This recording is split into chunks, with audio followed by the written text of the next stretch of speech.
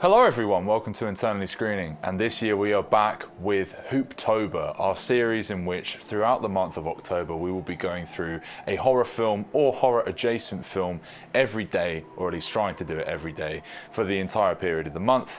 And we thought fit to start it off with the 2022 Bones and All by the one and only Luca Guadagnino, featuring everyone's favourite skeletal white boyfriend, Timothee Chalamet, also starring Taylor Russell, Mike Stuhlbarg, and the inimitable Mark Rylance. It tells the story of two young cannibals who go on a sort of coming of age journey across, I'm not sure what part of America, they go into very high detail into the they do, yeah. It's kind of like they go across like the Midwest of America through all these sort of sleepy sort of countryside towns in order to sort of go through a journey of self-discovery, while also sort of trying to understand what makes them the way they are. Why are they cannibals? And along the way, they come across some weirdos, some setbacks, your classic coming of age sort of stuff, but wrapped up in a very distinct and unsettling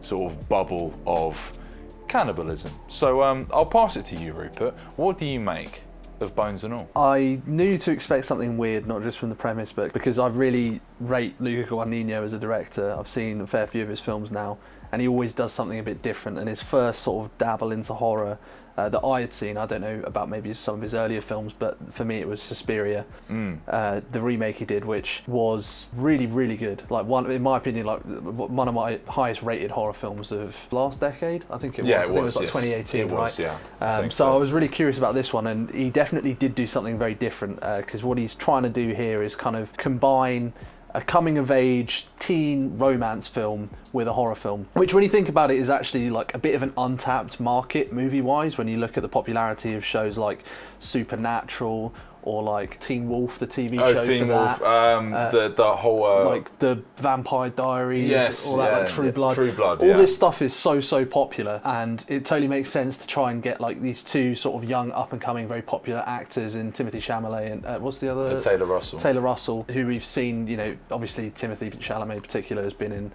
He's just next exploded to everything, so yes, yeah. It makes total sense from like a conceptual side. This film did actually bomb pretty hard, and I'm not surprised because whilst I really like it, I can totally see why this sort of slightly more European art house angle they went with wasn't going to connect with the target audience they had. But for the most part, I thought it was a really good film. One thing I was really impressed with was how restrained Luca Guadagnino was, but also make it feel like a very Luca Guadagnino film with lots of kind of offbeat editing, beautiful cinematography, really disturbing, detailed gore, specific moments throughout the film. Yeah. And generally all of the performances being pretty strong for the most part. Absolutely. So I really enjoyed it, and I guess it felt very un-horror-ish for the most part. Yes, yeah. But the blend of genres that it did, I think, was mostly effective, yeah. Yeah, no, I really like that. I think I'm a big fan of the way this film presented itself. As you say, quite art house in its way, but also it didn't kind of convey itself in a horror film at all, even in the sense of a horror film. Even in horrifying moments, there was this kind of abruptness, but also a matter of factness. I think that's what I'm trying to get at. It's primarily a romance film. Yeah. There's kind of a beauty in that, and I can see why it doesn't necessarily tap into the audiences that you were mentioning before, because it's not as heightened as that, if you know what I mean. It is much more of a sort of plain coming of age film, and then suddenly you get these sort of jarring horror moments. But I like that because it feels lived in. It feels like people really trying to navigate a world in which they are inherently othered. It reminded me, it was sort of like a blend of Dazed and Confused meets like Terrence Malick meets Terrence Malick, like, for sure. you know, I can't even think of like what horror. It's not really like many other horror films I've seen. It is kind of quite unique in that way. I guess I was a little bit surprised at how little it actually ventured into horror territory, because it really is, the horror of it in the form of cannibalism really is quite incidental in a way. Yes, the characters have to be drawn together for the story to work by something, and it just so happens that the premise the film goes with is cannibalism. Yes. Which does kind of thematically and tonally kind of set like an interesting juxtaposition that the film, I think, does a pretty good job of working through, because you kind of forget that they're cannibals for large parts of the film. Yes. Because it's kind of working on that, like, oh, we're outsiders, no one understands us type trope. Yeah.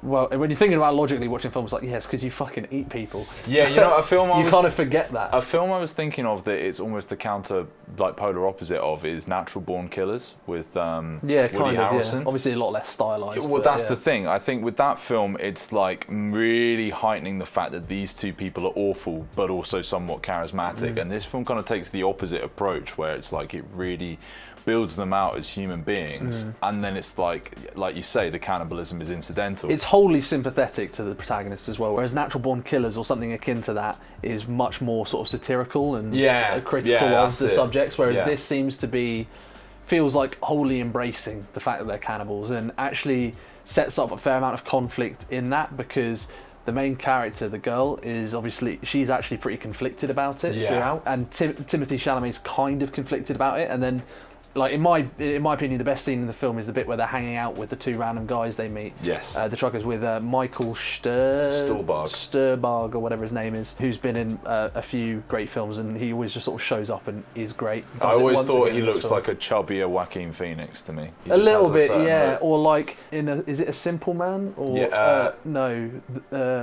Serious Man. A Serious Man. In A Serious Man, this is going to sound really weird. And maybe it's just because it has the actor, the guy who plays Howard in The Big Bang Theory in it. He always kind of reminded me of Leonard from The Big Bang Theory. You know what, I can genuinely see a little bit. And I'm not sure why, but like a little bit. Yeah. But anyways, he shows up and like is almost unrecognisable and has this like amazing monologue where you get the sort of film title drop, you know, and where he talks about how like there's eating before Bones and All, and then there's after, because he ate someone like with all the bones and all, and there's the title of the film, and it's genuinely such a creepy, brilliant moment, and it kind of like scares the younger two who are kind of hanging out with them.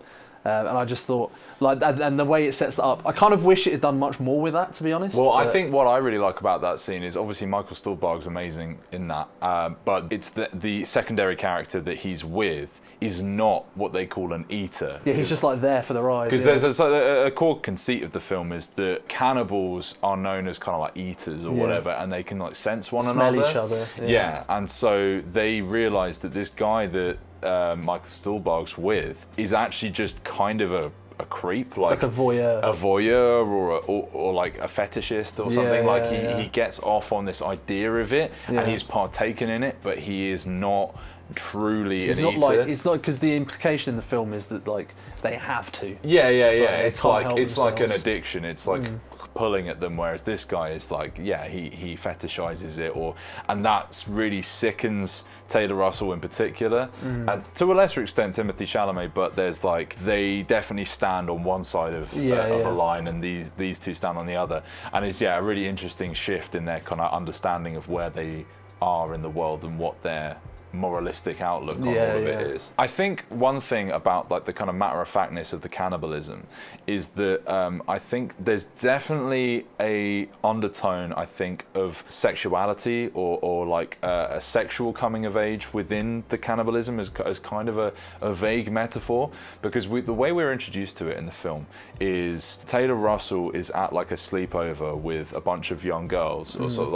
of late teens. She says she's 18 in the film, although there is a question mark over if that is actually her age. Yeah, I'm not sure. Yeah. But anyway, she's there at this slumber party, and she's under like this coffee table kind of cozying up with this other girl, and then rather than going in for the kiss, we get like this sort of horror sting bait and switch where she bites her finger off. Or no, she doesn't bite her finger off, she bites and then pulls the skin off the finger, which is agonizingly detailed, but also quite brilliantly effective and sort of harrowing. The way it's all sort of built up, and there's this sort of lingering sort of tension up until that point, it definitely feels like a sort of sexual component to it. Mark Rylance, who is a key character in the film, seems to have this sort of psychosexual obsession with Taylor Russell. Yeah, he really brings home the sort of weird sexuality of it, because he's introduced early on and disappears for a large part of the film, but sort of pops up here and there. Yeah. He sort of clearly views himself as like some kind of father figure to the main character.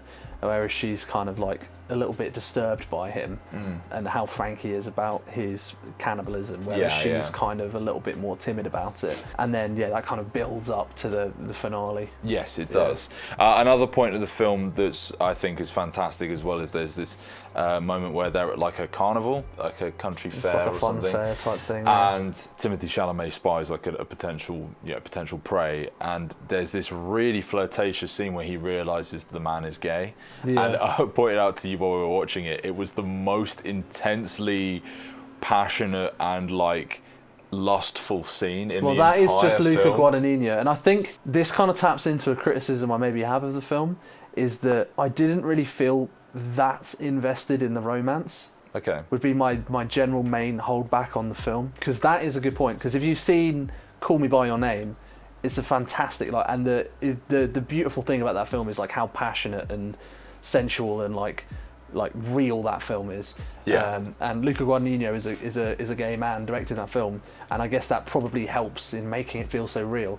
Whereas this is like a very almost stereotypical like outsiders teen, mostly I guess a heterosexual relationship. Well, it's good, and they do have good chemistry together, and both actors are good in the role, so it's not like it's terrible. But I didn't get like the gravitas from their romance. I know what you mean. I completely agree with you on that. It's more just a case of what the intention is there. I think what I got from it was that the relationship they're supposed to have is one of more sort of kindred spirits, like finding themselves together, like something slightly more than friends but slightly less than lovers. And that I don't know if I agree with that, especially with the ending of the film. The ending is definitely counterintuitive to my point. Ironically, probably the most romantic part of the film. Yes, but I think throughout there is definitely this sense of them being more like a bond through happenstance. I don't know, it's not that kind of fierce love. You're definitely correct in saying that, but I don't dislike it in so much as I feel like that sort of intimate friendship and kind of bond they have feels much more sort of helping one another out and helping like advance one another, almost more like to like AA sponsors or something. You might be right, but I get the sense, I mean, I disagree. I do think the film was kind of trying to go for that like meant to be together kind of love, and it just wasn't really there on screen or in the writing maybe. If they weren't going for that, I think it would have been better if they did. Because I think the crux of the film, because they have that kind of, the reason I think that it is supposed to be like that is that kind of on-off element of it that they have, where they like end up coming back to each other. And they have like, they're almost, at first sight they're just sort of together hanging out, and it's like sort of an instant connection, and they have that on-off thing. And then obviously the ending, which we haven't really gone into yet, that strikes me as one of those kind of like real passionate teenage relationships where it's like all or nothing. Do you know what I mean? Okay, so, that's fair. And I don't know if the film provided that outside of the finale. Fair enough. We'll go into the finale in a bit and maybe some more detail on some of the gorier moments, because they are fantastic. I did just want to briefly talk more about kind of like what I felt like the cannibalism was kind of a metaphor for, because I kept getting that impression. Like, it is definitely the sort of film, right, where you can just take it face value. It's a film and they're cannibals, and that's that. But I felt like the film was kind of gesturing towards it having a grander thing, and I think one of the key themes, outside of potentially sort of not just sexuality, but also perhaps like quote unquote outsider sort of sexualities, taboo sexualities like homosexuality, bisexualities, and things like that. There's also a lingering thing on abuse.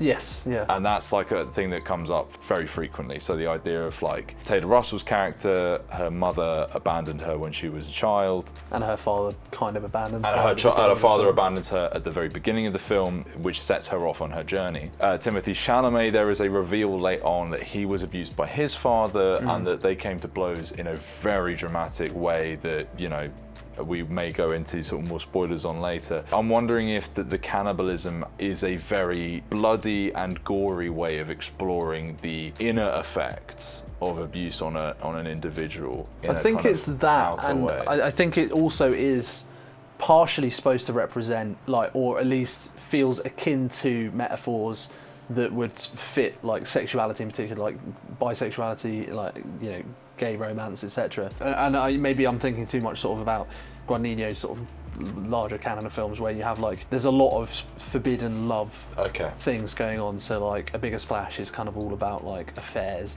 or like Call Me by Your Name obviously is like sort of like about a low-key romance, and even Suspiria kind of has that a little bit, with like how some of the women interact with each other and some of the like politics around that. Yeah. So I think it's partially that, even though they're in a heterosexual relationship, I think it still kind of resembles that dynamic. Yeah. And I think, the abuse element of it is really interesting because the film doesn't really go into tons of detail on any specific plot point about that, but you can kind of infer it in all of the eaters that you meet in Scream seem like kind of troubled people. Yes, yeah. So that that element of it is kind of inferred, even if they don't go into it sort of explicitly in dialogue. Yeah. I think that's the kind of beauty of what the film does, is that it kind of leaves it open-ended in that way. Like I said, you can just take it as read, or you can kind of sort of delve deeper and kind of ascribe a lot of potential different things. Like we've come up with a couple there, but I'm sure there are other ways of viewing. It's kind of like X-Men. Okay, explain. You know, like X-Men, the superpowers that society shuns them for, they're sort of, it's like a very explicit thing where it's like, that's like their sexuality. Right. Oh, right. It's like X-Men. Okay. This film is basically X-Men. Okay.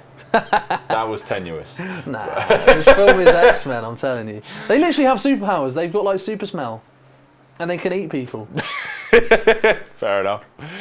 Do you want to talk a bit more about the ending? What did you think of the ending? So the ending is like simultaneously very anticlimactic, which I sort of come to expect a little bit with Luca Guadagnino, but also probably the most poignant moment in the film, while also being kind of funny. Because the ending, what you basically have is they get back together. Timothee Chalamet has his like sort of monologue moment where they're sort of cuddling on that hill. And he's talking about what happened with his dad, and he ate him, right? Do I remember that correctly? Yeah. Because he was like, so abusive, and then basically, he's kind of run off and done his own thing ever since, which is like quite a well-acted moment, really sort of emotional moment. And then they kind of move out, and you kind of have this time jump where they have this new life together, where they're like, we're not going to eat people anymore. We're going to like take a sabbatical from eating people. And they're sort of living, and they always have this life. And then Mark Rylance shows up at their house, tries to murder the girl, and they kill him and eat him. But also Timothée Chalamet, no, sorry, they don't eat him. Timothée Chalamet accidentally gets stabbed in the fight. Yes. And then she ends up eating him as she weeps, and he makes jokes about films. He makes jokes about Doesn't film. he make a joke about, Eat, Love, Pray or something? Oh, he does. Yeah, you're right. Is that a movie? Yeah, well, it's a book that they made into a movie. Right, okay, yeah. Eat, Pray, Love. So it's like a really weird ending. That's a weird line, I forgot about that line. But it has that, it's kind of that classic sort of clashing thing that the whole film is really about. Do you know what I mean? Yes, yeah. It kind of, in a way, it's the perfect ending, but it is quite abrupt. I don't know if it's the perfect ending. I found it to be, when I was trying to read in my various sort of, what could this be a metaphor for, him being consumed by her was like is still one I kind of struggled to piece Well, that's why I think together. the film was supposed to be a little bit more romantic in my mind. Yeah. Because that scene would hit so much harder if the romance was super compelling. Yeah. Yeah, no, I'd see that. I mean, I think that final set piece is incredibly well orchestrated. I really like the struggle. I really like how it builds from the beginning. Very visceral. Yeah. I mean, I'll maybe go into a bit more about Mark Rylance's character in a minute, because I think he is fantastic in this film. He's so funny. He's awesome. But like the whole thing of him like sort of turning up and just sort of salivating over her on the bed, and like sort of making these threats, but also being so completely like sort of almost paralyzed with how much he is overcome with emotion for her. He like sort of, he's almost like a child, like a sort of like with a mother, like sort of burying his head on her stomach and kind of like, I don't know, he's sort of overcome with all sorts of strange emotions, and in that time Timothée Chalamet is able to like sneak up on him, and then this incredibly sort of wrought fight scene breaks out, which is, I think, very well choreographed. I think it feels very natural, and very bloody. Yes, and it culminates in an amazing bit where they get him into the bathtub, and they've got like a plastic bag over his head, like suffocating him. And then they just start like fucking cutting into his fucking abdomen and pulling out his organs. And you can see like the air leaving through different holes that they've stabbed in him. Oh yeah. It's pretty brutal. And Mark Rylance's character is a weird one because he's so like enrapturing when he's on screen. He shows up because he's so creepy, and he just like there's so many great details, like his weird dress sense, his bizarre accent, the fact that he just carries around like a rope of hair with him, for no reason. It's so creepy. And his accent is just so funny in it. It's like so soft spoken and like with his bizarre southern drawl. He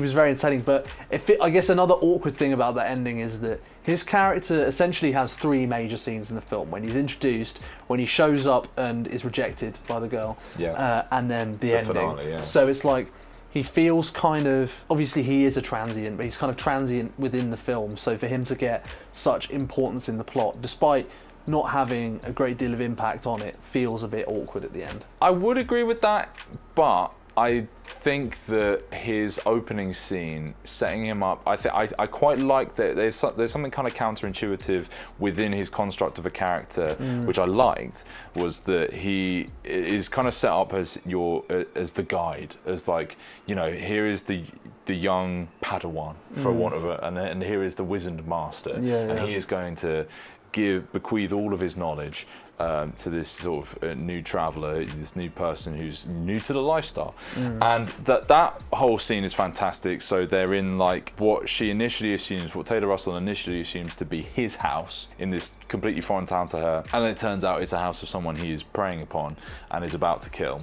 And then they have this really intimate scene of them consuming this old woman in the morning, and this whole kind of almost ritualistic thing of like how he does it. He's so meticulous and precise in what he does, even though it's bloody and gory, like and he makes a real emphasis on the fact that like he trusts Taylor Russell so much that he was willing to eat with her, and that's something he's never done before. And I guess there's a kind of level of intimacy and a bond which was not reciprocated on one side. I can understand why he becomes obsessive. So the fact that you get this sort of like, the kindly master, the teacher, thank you for setting me on my way, and then he turns up at the end and fucking tries to kill them all. I quite like that subversion, and it kind of works in terms of the character's own motivations and mental I guess it's outlook. just that even though his character is great, maybe it's just that because my favourite scene is the one with, what's his name? Michael Stuhlbarg. Because I love that scene so much. You kind of wanted him to become it's not even like that, but like that was the only moment in the film that I found genuinely quite eerie and scary or like unsettling. I found Mark Rylance creepy, but I didn't find he is very pathetic. He is, but I think you get that more so as the film goes on. I think in that first scene he is scary, in my view. He's definitely creepy. I think he's really frightening in that first scene. It's just not in that same way. He's not a known quantity at that point, so you don't know how he's going to interact with this guy. It's not like a huge gripe of mine. The ending does feel like, narratively I think it's a great ending, but the way it comes off doesn't quite like stick the landing to me. Okay. That's just how I feel. That's fair enough. All right, well, with all that said, what do you reckon you would rate Bones and All? Despite all my complaining, I would still give it a 7 out of 10, mostly just because it was very, very unique, which I always love from a film. It didn't really feel that similar to many other things. The most A24 film that A24 have not made. Yes, very much so. But in a way that didn't feel like it was trying to go for that. It just felt like Luca Guadagnino. Yeah, it felt like that, and it felt like a very different version of one of his films. It didn't just feel like a Luca Guadagnino film. It felt like a very specific thing he was going for, and I think he actually captured it really well. And I love the balancing of the tones and the mixing of the genres. I think all of the technical elements of it are excellent, and all the performances are really, really good.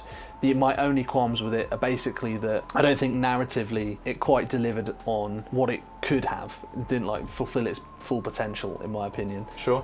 But for the most part, still a very, very good film. Okay, I think I would echo a lot of what you have to say. I think I'd give it a 7 as well. I think the performances are fantastic. I think we haven't really talked a huge amount about Timothee Chalamet, but I think he is perfectly cast in this film. Really good, He really nails that sort of tortured, sort of misunderstood teenage soul kind of thing. Crucially, he looks like he needs to be fed. He needs, well, that was almost a plot hole. It's like, bro, how much are you eating? And you're still that skinny, which, if anything, only enhanced my theories that it had to be metaphorical. But anyway, I think it has an incredibly strong sense of aesthetic. The gore is fantastic. We've only really touched a bit on that, but I think if you were to go and watch this film, and I think we would both encourage you to do so if you haven't already, the gory moments will genuinely be shocking just because of how matter of fact they are and how bare bones they are. Really well shot as well. Yeah, oh, it's fantastically shot. I think you're correct in saying it could have delivered on its promise more. Perhaps been a bit more horrifying in places, had the characters be a bit less withdrawn. There was a lot of kind of internal stuff happening that didn't necessarily kind of... That's my main complaint. project. I think it should have been a bit more romance focused. Yeah. Yeah. But yeah, a fine film overall, and a great one to start us off on our journey into Hooptober. Thank you for listening to us ramble on, and if you haven't seen Bones and All, we highly encourage you to do so. Hit the like button and subscribe to the channel if you enjoyed this video, and if you didn't enjoy this video, hit the dislike, and we will be back tomorrow with more horror content for you. I've been Adam. I've been Rupert. We've been Internally Screening. Peace. Peace.